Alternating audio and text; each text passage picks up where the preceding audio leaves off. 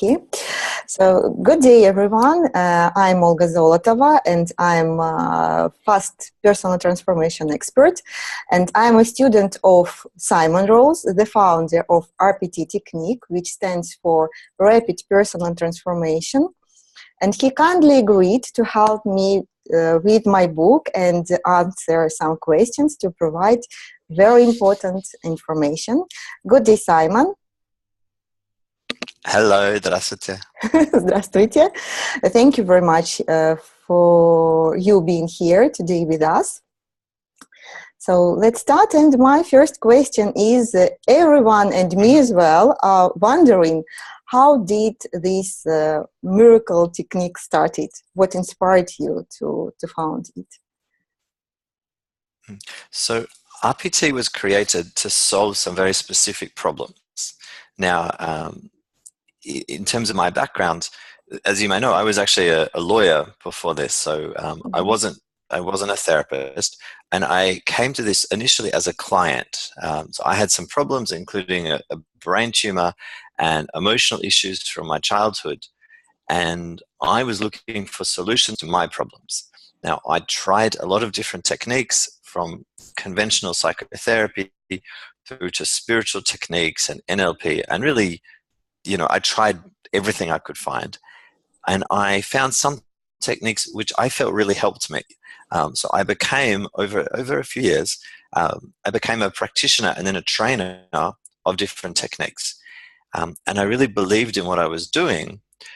But what happened was, and this is a period of 5 years we're talking about, over a period of time, I started to realize that even when a problem looked like it was solved, that very often the problem would come back. So in my case, for example, a brain tumor went away, and a few years later, a brain tumor came back, right? Mm-hmm. Emotional issues, like with my father, it got better, and a few years later, it came back. And of course, I saw this with my clients, and I started to look at the teachers and practitioners of this other technique I was using, and I realized, in truth, all of them have the same problems today that they did 5 years ago. So they're very passionate about their technique. They believe in what they do. No one's really getting better. And this was a mystery to me, and I needed very much to solve this mystery. I needed it for my own health, right? So again, I came at this as a client. I loved helping other people. I loved sharing things, but I was trying to fix myself. That's the bottom of it. My motivation was to find answers to this question of, like, why do problems come back? And I learned this term, a technical term, which is bypass.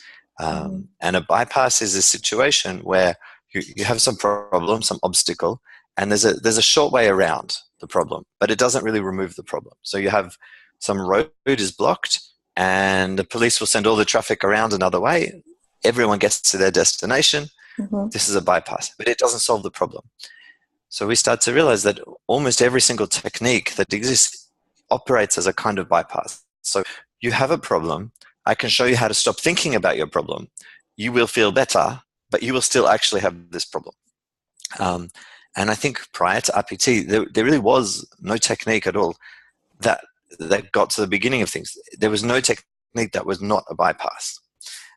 So the reason why I founded RPT was for my own personal sake, firstly, but to say, can I fix my problem in a way that it won't come back? And I was learning and researching and developing, and a lot of that was done by helping other people, because it's much easier, really, to work on others than on yourself. So over a period of another few years, I was practicing with people, teaching different seminars, and I slowly developed what has become RPT. But that's a process that took 10 years. We kept the name RPT, but originally it stood for something else. Originally it was reference point therapy. Those words have to do with old technique. Now, the technique completely changed. No one does reference point therapy. It stopped existing 10 years ago, and it gradually evolved into something else. This became this, and just tuning it up for 10 years, and it became something completely different.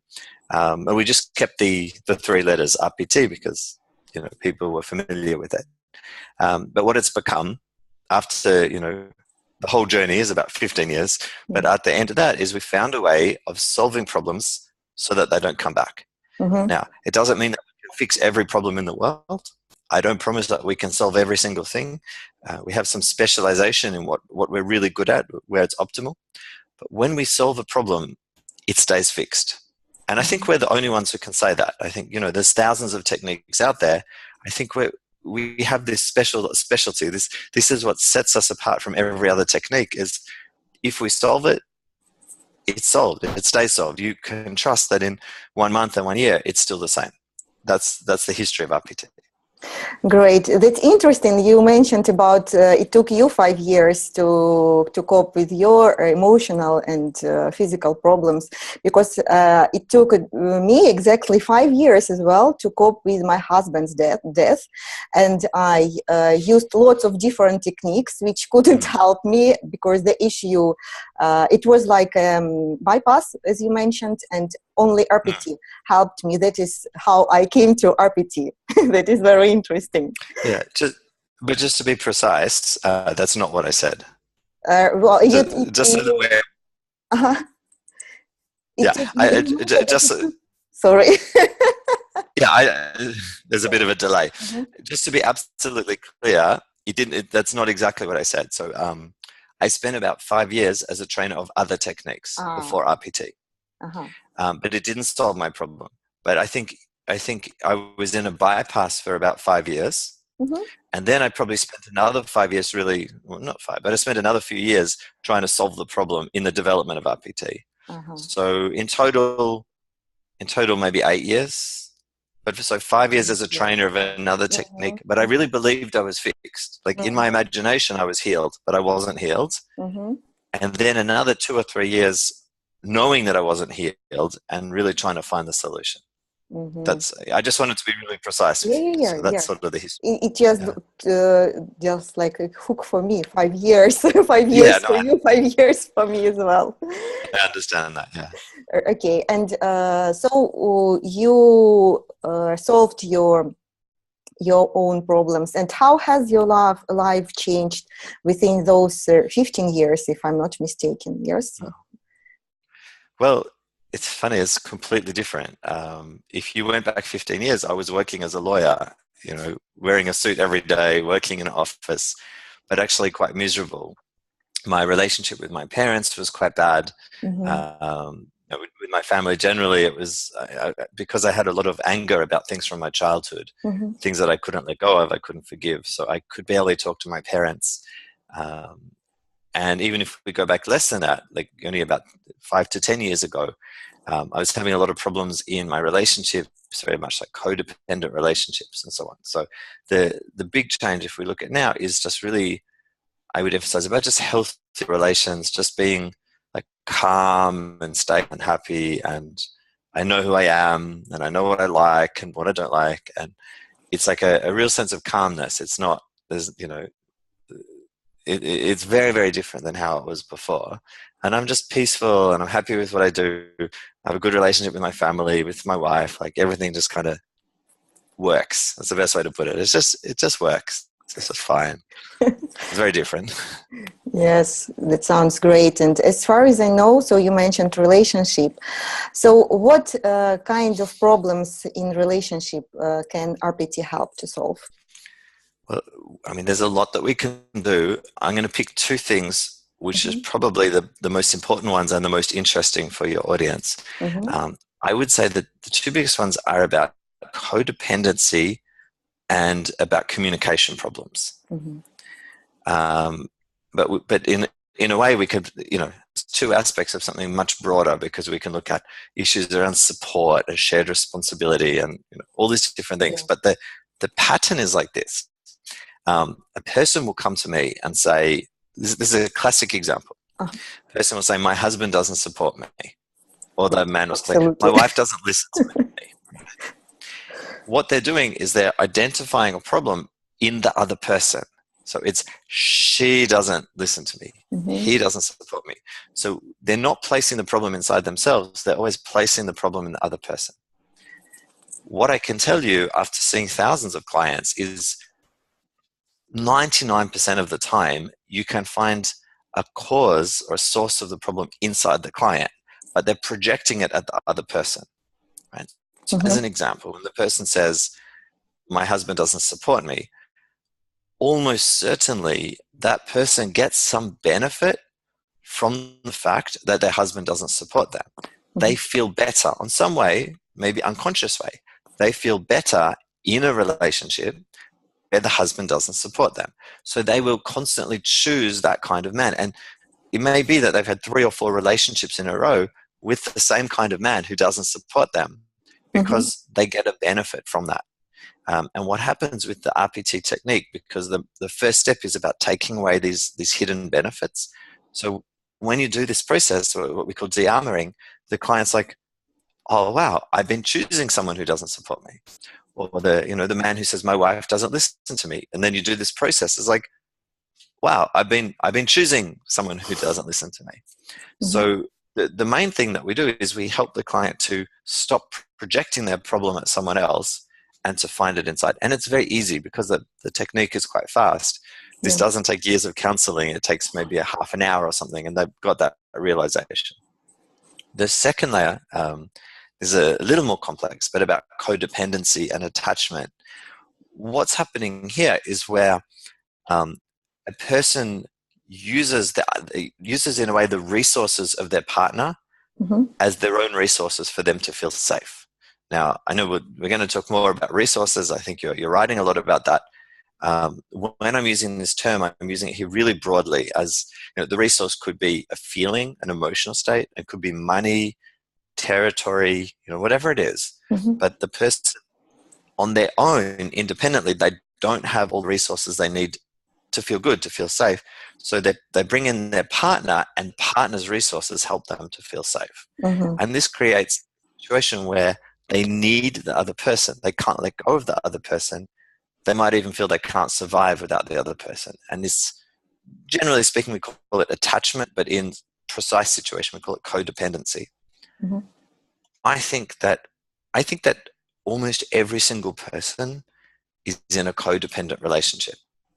And one of the reasons for that is that the models of relationship, like for example, what we see on television, if Hollywood movies or whatever, when you see images of relationships, those relationships are codependent.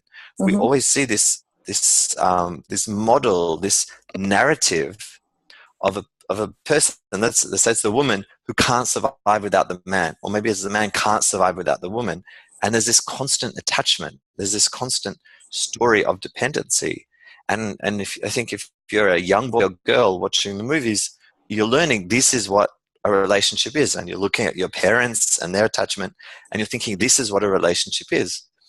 I would even go a step further. I'd say that the storyline, like the plot line of almost every book and movie requires trauma, requires this kind of attachment. Like if you have 2 adults that just love each other and there's no trauma and there's no attachment and they just respect each other, then in this situation, very little can go wrong. There's no drama to make a Hollywood movie out of that. She needs some freedom. Okay, he gives her some freedom. He needs some space. There's no trauma there. So there's no drama. So in people's lives, they're so addicted to this drama and to the story which they see around them. And this is our model of relationships. But it's not healthy. And as much as people might want the drama, it's slowly killing them. So it's a funny thing, but almost every single person can benefit from this kind of releasing these attachments. It's amazing what happens afterwards. I know in my coming out of it was the strangest. I did these processes, releases codependencies, and it's almost like something's missing.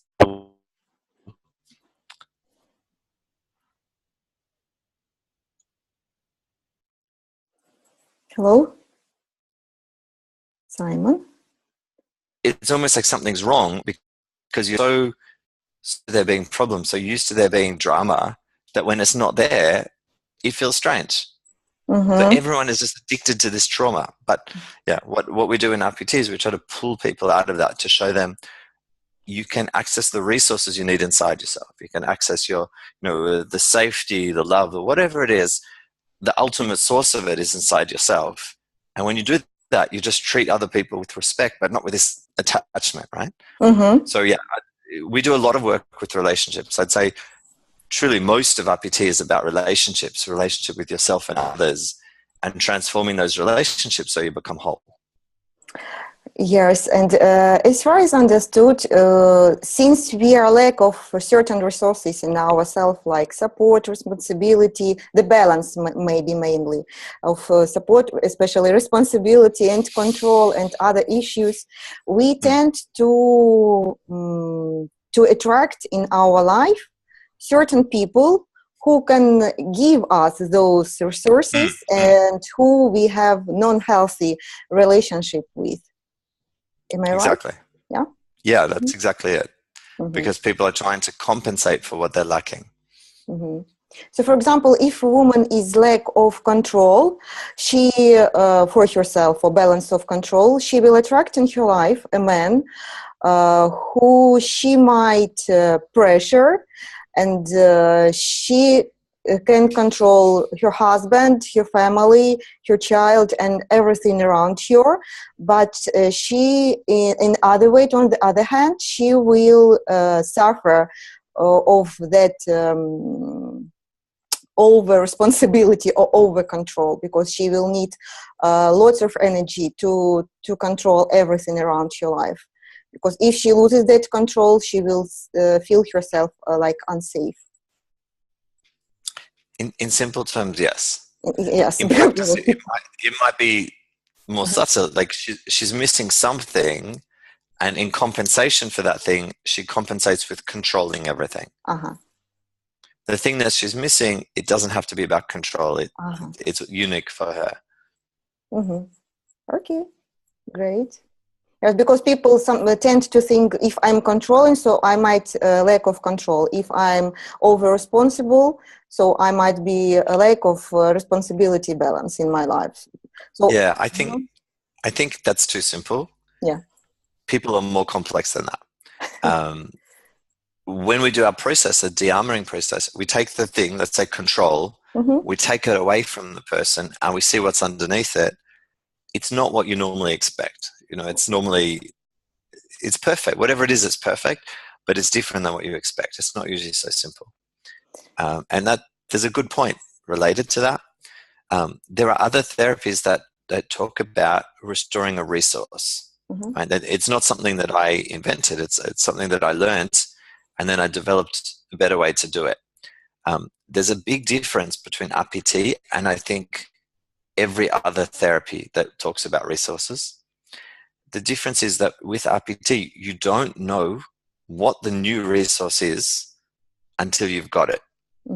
So with every other technique, it works like this. It's like, oh, you have this issue with control. You must be missing some resource around control. Let's go find it. Let's go looking for your sense of control and do some process. It's always a bypass when you do it that way. It never really works because you're not finding the real cause of the problem. It's basically coming from the head. What we do in RPT is we say, well, you're missing something. I don't know what that thing is, but we're going to find it, or we're going to go back to where that thing was lost, and we're going to restore it. We're going to clear the trauma that caused you to be losing it without knowing yet what it is. We'll put that aside. We'll find out at the end. We'll just do this process, and then you clear everything, and then at the end of the process, you're like, oh, so by the way, what's the new resource? And it's never what you expect, but it's always perfect. So the process is not done from the head, and it leads in unexpected places. Yes, that is exactly what I mentioned or doing processes and sessions for my clients, especially when we were talking about financial issues. Since post-Soviet Union territory, we experienced lots of traumas and historical facts which affected our family in terms of finances as well. And lots of people think that if there were financial issues in their past, in their family, that is the direct impact on them. But when we start searching for those resources, it turns out that it is absolutely not that issue. Yeah, it's not so linear. I think that's a really good point. Okay, thank you. So, and since we started talking about business, I found out that RPT can help with business issues as well. So, what can you say on these terms? Well, there's a few comments about that. The first point to make is really businesses are relationships. Right? So most business problems, I think, are really relationship type problems. So for example, you have the relationship between the boss and the employee, or the relationship between, you know, the worker, the salesperson, whatever, and the clients, you know, or the relationship between the manager and the owner. But so much about business is relationships. And very similar things apply to what I was saying before about marriage, issues around the attachment and communication and so on. Very, very similar problems. So we do a lot of very similar processes in business relationships as what we would do in say, a marriage, in improving communications and letting go of attachment, checking people have the resources they need. So in that sense, it's very similar. In terms of things that are unique in business, there's a few things. In a way it's unique and in a way it's not. But one thing that's really important is looking at business as a set of decisions. So managing a business is a process of making decisions. And you can look at the person's state when they're making a decision. This is another important part of RPT, is really helping people to make good decisions. And again, it's the same with relationships, because you should make good decisions in your relationship too. So it's actually the same.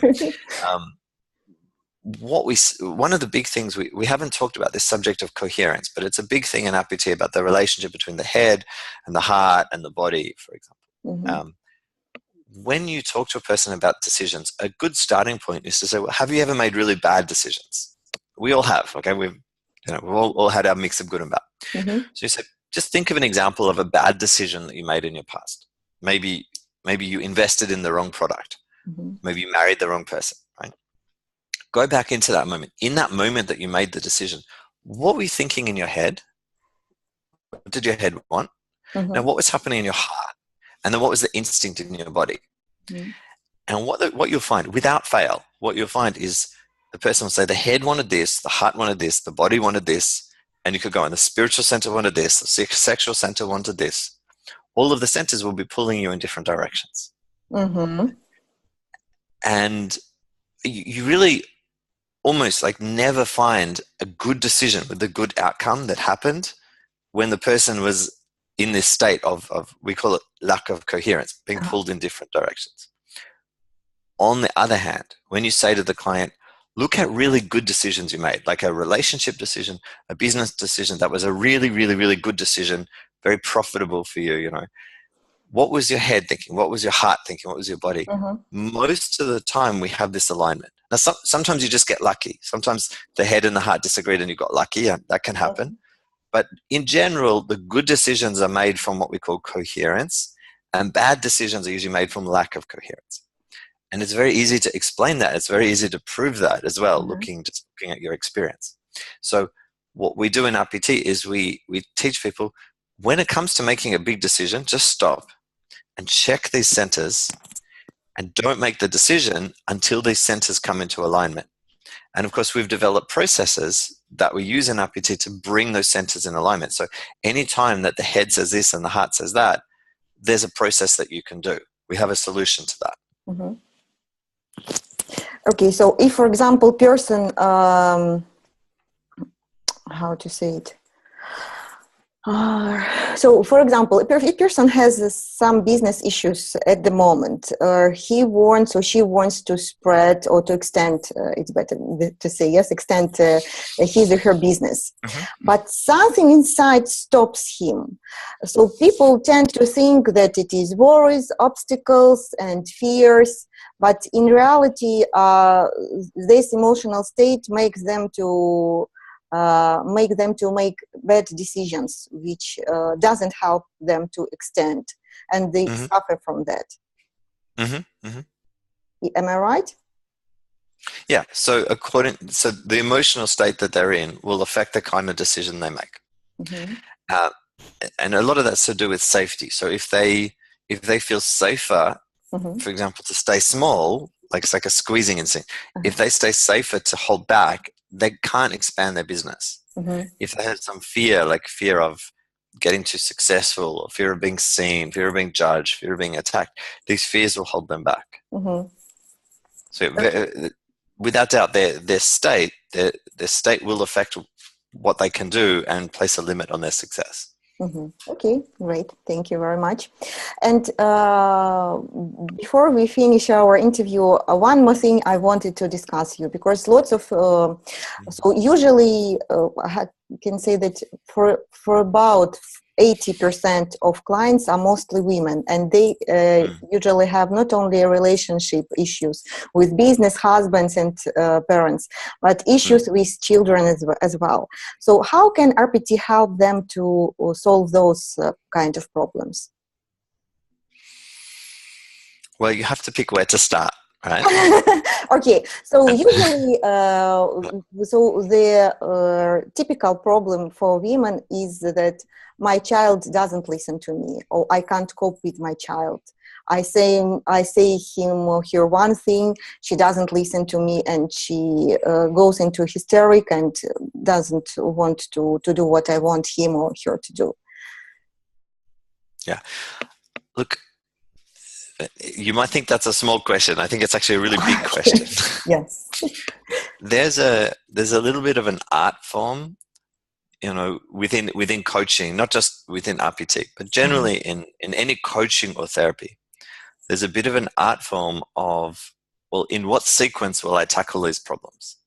So, it's very rare that a client comes to you with, in their life, they've just got one problem. People come to you and I've got this going on in my work and this going on with my husband, this going on with my children. You need to take the person as a whole and then work out, well, how many things can I deal with in a session, and what are the priority issues? And like I say, it's an art, and the reason why I say it's an art is there's no fixed rule. I can't tell you always deal with marriage issues before children issues. There's no fixed science to it. But what we do is we will listen to the client and we will try to work out what's the problem that's holding them back most right now. In general, what I do with a new client in a first session is I see, what's the thing that's most holding them back today? Very often it's the thing that's really fresh, what happened to you this morning, what happened to you on your way in to come to the session. There's usually something which is a starting point, and then you start. It's like pulling the string. You start this process of unfolding, and you start to see all the different issues. And it might be that this person needs to work on their work problems before they can work on the problem with children, or the other way around. I can't tell you a fixed rule. I can just say that an experienced practitioner will listen to the person and treat them as a whole. And in many cases, it is possible to work on all these different problems in one session. So we have processes we use. This is especially on our third level. So it's better if someone finds a graduate of the third level to do this. And what we do is we take the person, we say, okay, you have this issue at work, this issue with your husband, this issue with your children, and we want to deal with it all in one session. So we need to find a way of removing the links in between all these three issues. And that can be done if the practitioner has the skills and experience to do it. But what I personally would normally do is in the very first session with the client, do something a little simpler. Just try to pick what is the biggest problem today. What's the thing that's blocking them from getting better? And an example of that would be some kind of self-sabotage. I can't feel my feelings, or I have trouble expressing myself. I would normally start with something first. And at the end of that first process, I feel and I understand the person better, and I have a good idea in what order they should deal with all the other problems. So yeah, I know you said short question. It's actually it's actually really an art form, and you just get better at it. As you help people, you just get better and better at knowing, okay, we're going to deal with this problem and then that problem. A person will call me up and they'll say, how many sessions do I need? And I'll say, well, tell me everything. And I'll say, well, look, it's somewhere between 2 and 5 sessions. But once I've done one session with you, I'll know how you are. I'll know what your blocks are, and I'll be able to give you a really exact answer. But I need to actually work with the person for an hour, and then I know how they respond. Okay, yes, thank you. I understand that what you're talking about, because lots of people like to know how much time I need to solve a certain problem. And that is exactly what I say to them as well. I don't know what your problems really are unless I start working with you at least one session. And one of the biggest problems people have nowadays is that they can't express themselves, as you mentioned, and they can't feel themselves. They experience problems naming, giving the name to the feeling they have inside themselves. Sure. That's what we usually start working with. Yeah, and the thing which they want to work on the most might not be the correct thing to work on first. So even if they've got 5 problems and one of them is like their big problem, it might actually be something really, really difficult, and you wouldn't start with that. There's things which are really good. Well, let me put that a different way. There are things which really must be cleared first, and an example would be like communication, like being able to like feel your feelings and express your feelings. Issues around abuse, like emotional, physical, sexual abuse, and setting boundaries. I believe that should be done first. And there are things that are more complicated, dealing with different physical symptoms, or more complicated things like, I want to work on my abundance. I want to work on my codependent relationships. These things are really, really great to work on. But if you're carrying like all this history of abuse and you don't know how to set boundaries, you can't do that other stuff. Yeah. There are things you have to do first. And, you know, when a person calls me up to say, hi, I want to do a session on abundance, they don't say, hi, I have these 17 traumas. I was abused as a child and this and this. And they don't tell me that. So, and they say, how many sessions to work on my abundance? I don't know. But we will start, and I will interview you, and I will get your history, and I will understand the nature of the problem, and then we'll go from there. But I tell people that the average is 3 sessions to get a specific result. It doesn't mean they can't do more than 3 sessions, because every session will give them more and more benefits, but they should be willing to commit to 3. Now, some people only need 1 session, but the average is probably 3. And I think it's important to tell people that, because when I first started, I would say like, yes, I can usually fix a problem in 1 session. And that's true, by the way. I can usually fix a problem in 1 session, but some people need 2 or 3. And then I had this situation. Let's say that a client comes to me and she really needs 3 sessions. There's no doubt about it. She needs 3 sessions minimum. She comes to me, and in her head, Simon is this great guy who will fix all my problems in 1 session. And I really try, and I can't do it because there's so many layers and layers. After 1 session, she's not fixing. Now she's angry at me. He's a fraud. He didn't fix everything in 1 session. Well, honey, no one in the world could fix you in 1 session. There's so much stuff, you know, there's thousands of traumas. So I tell people, okay, can you commit to 3 sessions? I will try to do it in 1, but commit to 3 sessions. Give yourself that chance, and we will do our best. Okay, that seems to work. As far as I understand, the quantity of sessions depends on how person is ready to cope and leave their problems, let them go. Depends on responsibility, maybe. For example, are they taking responsibility? It depends on how many problems they have. It depends on how much work they've done. If they've done a lot of sort of emotional healing work, it's probably easier for them in some ways because they know how to feel feelings, express feelings. If they already know how to set boundaries, you know, to communicate, to listen, it's going to be much easier for them. So it really depends on what the person's already done, and everyone is different. And also, and this is related to something else you wanted to talk about with how long does it take to get results. Again, everyone is different. So I've certainly had people come to me with a problem. We do a process, and then the next day they're like, my life has completely changed. Whether it's on a physical level or financial relationship, it's happened many times. The person, within 24 hours, that they're like, I met a new man the next day, or I got a new client for my business, or I went to the doctor, you know, the next day and something was different. It's happened many times, but not for everybody. Some people integrate that result of the session and they make a change just instantly. And other people need more time to adjust because they're not ready for it. They're not ready to, adapt so quickly. There's a lot of factors that can affect that. And one thing is the client's relationship with everyone else in their system. There's an issue there of loyalty. So if a person behaves a certain way, maybe they're sick, for example, but they've always been sick and everyone in their family supports them, and people even expect them to be sick because it's part of the dynamic of their family, you can't expect that person to get better overnight. It will just disrupt their whole family. Just that's one extreme example. But because everyone's different, you must account for that person's ability to change. How ready are they to change? It's okay to tell people that an instant change is possible. I've had many examples of clients who did the session and just instantly, physically, emotionally, everything was different. But I also seen people take time, and people who need a lot of support and coaching and so on to get through and make the change. And they might need some outside coaching. Like, for example, if it's a business problem, the RPT practitioner can help with the relationships, like communication, choosing the right employees, making good decisions. But unless that person's also a business coach, you still need to go out there and maybe get some help or some studies. That's why I will often refer someone on to someone else, like a different expert. I'll say, okay, I'm getting you into a good state where you're going to make good decisions, but now you have to change all these things in your business. Now you need to find a business coach, and you need to talk to him or her and find out, how do I write my marketing plan? How do I get new clients?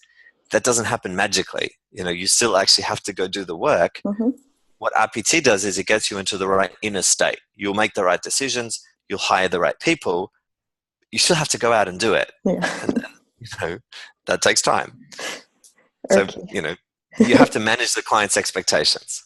Yes, thank you. I understand that.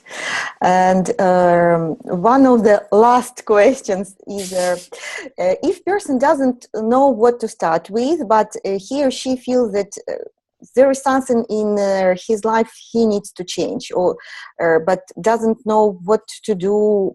For example, he heard of me or you or any other RPT practitioner. What he needs to, whether he needs to be ready to, what does he need to say? I have life issues. So how can person understand that he needs exactly our help?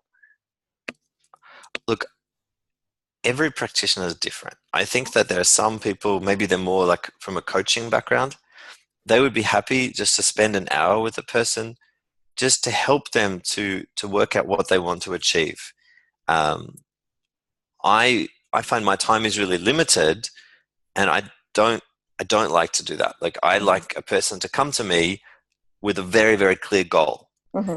So maybe in this case, the person should see a life coach or someone else first, and then when they work out exactly where they're stuck, then they should talk to me, right? But everyone's different, and often I'll do it by email. So a person will write to me and they'll say, "Hey Simon, can I book a session with you?" And I write back and I say, "Well, what is the session on?"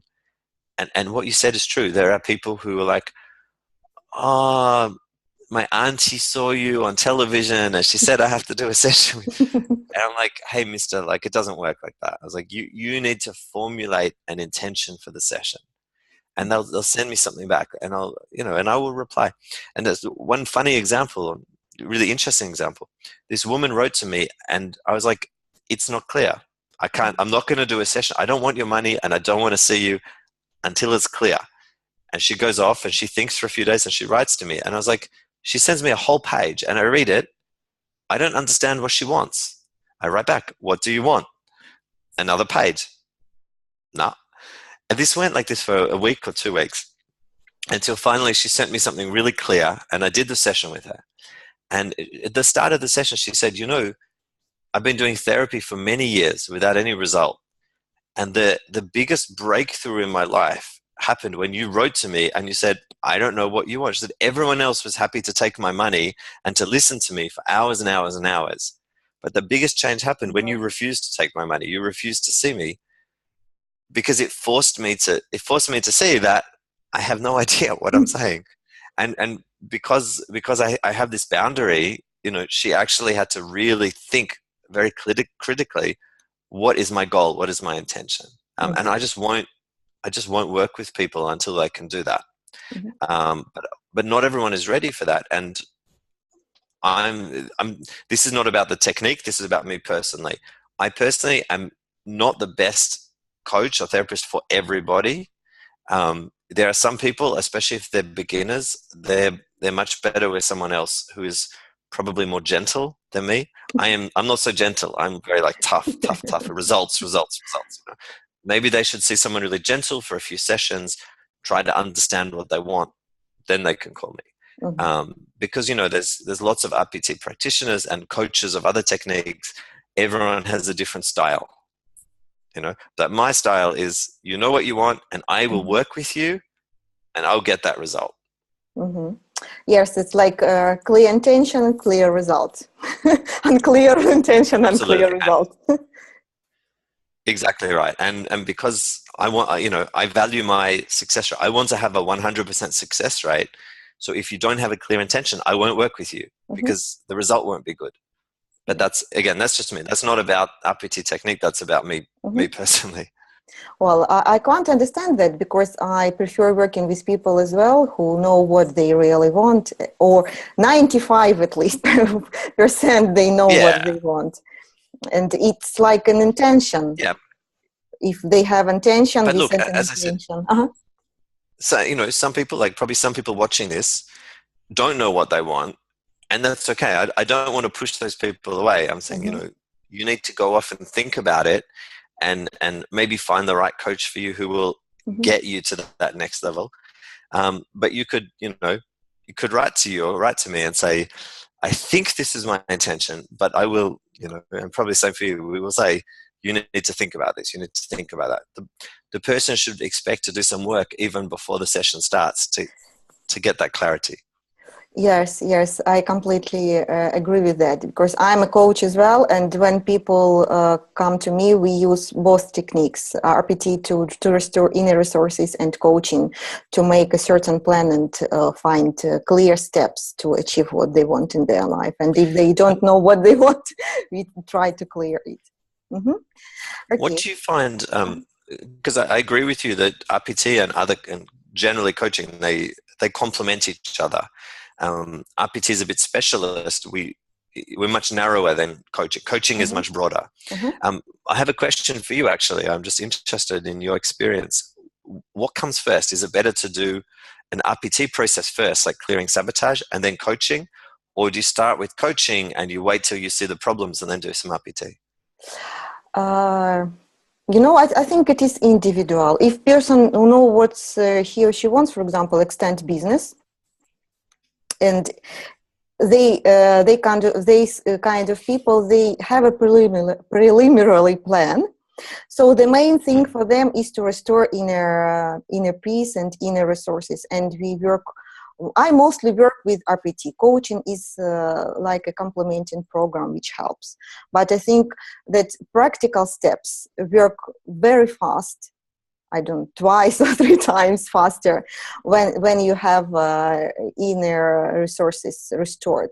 For example, when person, there are lots of techniques, and there is lots of information which give people names. For example, extrovert and introvert, and other things, and people need to remember all that. And when they see person, they need to think whether he is extrovert, introvert, and other But if he or she has inner resources, he just feels that person, and she doesn't need to know whether this person is extrovert or introvert.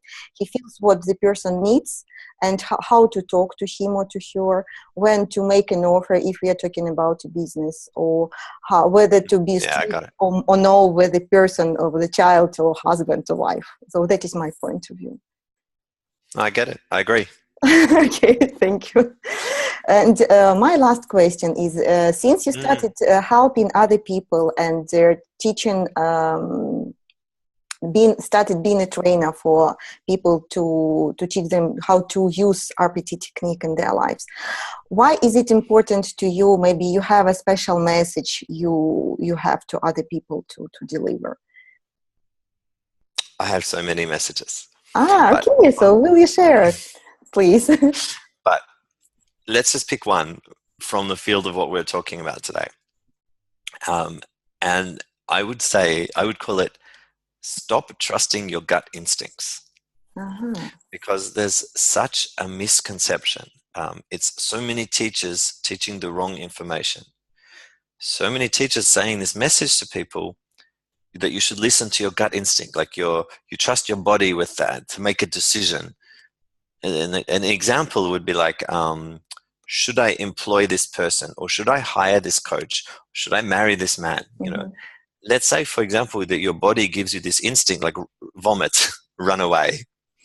So many coaches and teachers will say, well, if that is the reaction from your body, it's a gut instinct. You must trust your gut instinct. It's complete rubbish. It's like one of the stupidest things I've ever heard. And yet so many people believe this. And it's very easy to explain why it's wrong. Because what happens in the body is the body responds to past trauma. And the body learns from trauma in such a way to protect you in the future. So just a very simple example.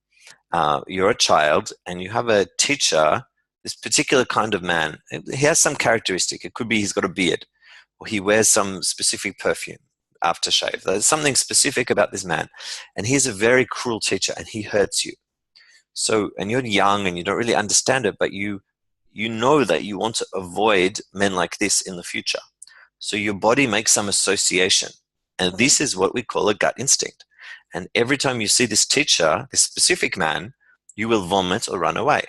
But you know what? Like 20 years in the future, you're making some decision. Maybe you meet this man, a new man who also has a beard and he wears the same cologne. Or this man comes to you for an interview as an employee or maybe as your coach, and he has some similar characteristic from this teacher.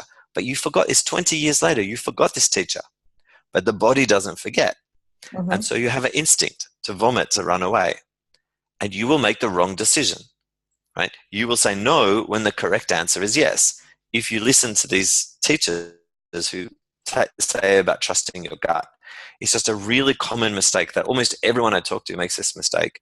And they're making decisions from fear instead of from wisdom. How do you prevent making this kind of mistake? It's very easy. It's this thing of coherence. When you come to make a decision, what does the head say? What does the heart say? What does the body say? If they're in agreement, if the head says, no, this is wrong, the heart says, no, this is wrong, the body says, no, this is wrong, guess what? It's wrong, okay? But we have this common situation. The head is like, well, logically, this person's the right coach or husband or whatever. And the heart says, emotionally, I think it should be good here. But the body says, run away. This means that there's trauma. Anytime that the minds are giving a different opinion, different advice, there's trauma. So if this instinct is sort of disagreeing with the head, in conflict with the heart, it's the wrong answer. You should not make any decision until you go see an RPT practitioner and do a process, clear the trauma which is being activated, and get the minds into alignment. Okay? So the summary is, stop trusting your gut. You don't understand. Most of you don't understand what a gut instinct is. Stop listening to the gut and treat the minds as a whole unit. If they're all in agreement with each other, good decision. If they're in disagreement with each other, if they're out of alignment, you're about to make a bad decision, and stop. And that's my biggest piece of advice for people today. Great. Sometimes when people ask me what it means, I explain exactly the same way. That's great. Thank you very much. Is there anything I forgot to ask you about what you want to say? I'm looking at our notes. No, I think that's the main thing. I think we've given people a lot to think about, and I would just recommend that people have an experience of it. They should call you, book a session and have some experience, feel it for themselves, because it will really help people to make better decisions and to have a better life. And if they want to learn it for themselves, then they should look me up or look up an RPT trainer and to learn how to use these skills themselves. Yes. Okay. Thank you. Thank you very much, Simon, for asking, for replying my questions. Loads of questions. Because I'm very. It's a pleasure. Okay. Pleasure. All the best. Till next time. Thank you. Thank you very much, guys, for being with us. And see you. Ask questions, me or Simon, and I reply them as soon as possible. And bye.